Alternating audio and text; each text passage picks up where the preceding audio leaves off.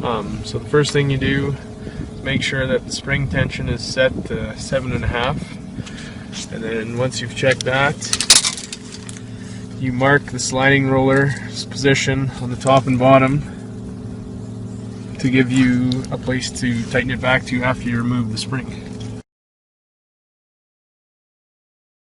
Okay, we can take it out. So once it's marked, undo your lock nut and then unthread the threaded rod all the way down.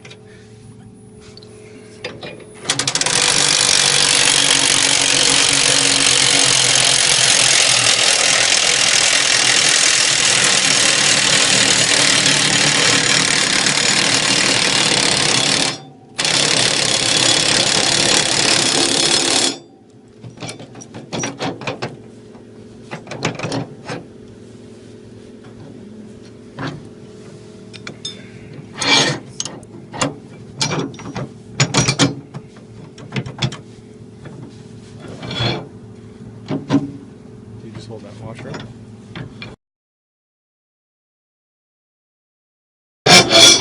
So then remove the spring and the spring holder, put the threaded rod back in, and now move the jam nut to in between this bearing and the bearing holder so that you can lock it in place afterwards.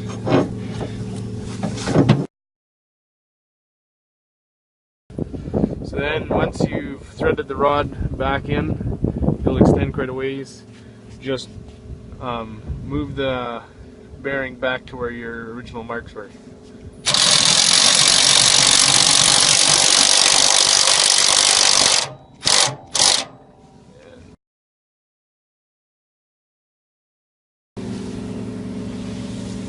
Okay, so then once you've removed the spring, you come down to the tail roller, and we're measuring between this point, this flat face here, and the center of the roller. And you want to make that even on each side.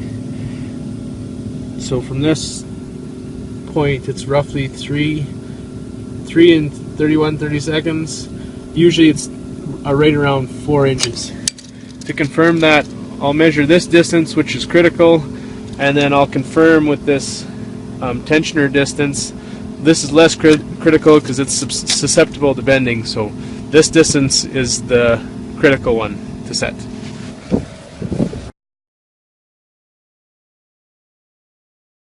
You ready?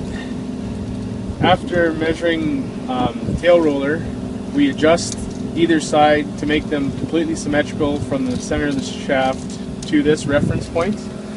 Then we go from this reference point and measure the other adjustable rollers. So we'll start with this one, and then move to the 2 rollers further up from that same reference point that we measured the tail roller.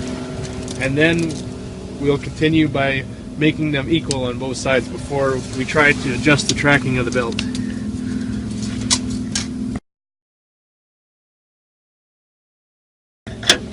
So then once we've removed the spring, we have the jam nut is now moved down to the bottom, and we add a second nut to lock the threaded rod in this position as well. This will completely fix the floating roller, and it now becomes a fixed roller, so there's no movement and no jamming in the belt.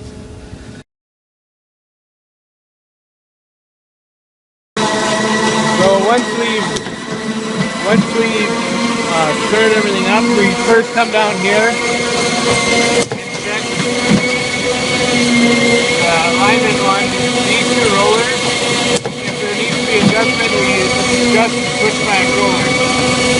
Then we come around to the end and we check the alignment on the tail roller.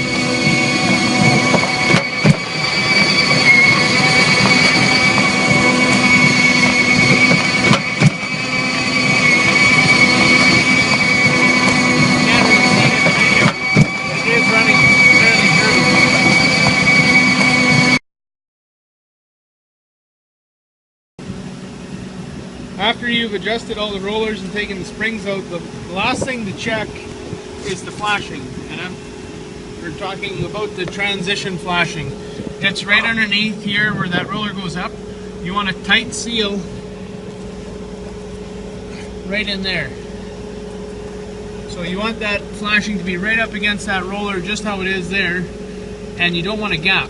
Some units, if there's a gap in between the flashing and that roller, it'll run product underneath and go right into the pan, and then it'll coat the rollers. So last thing is you want to make sure that's right up against that roller, and if it's not, you undo those 3 bolts, notch out the rubber flashing, and just slide that down until that is right up against the front of that roller.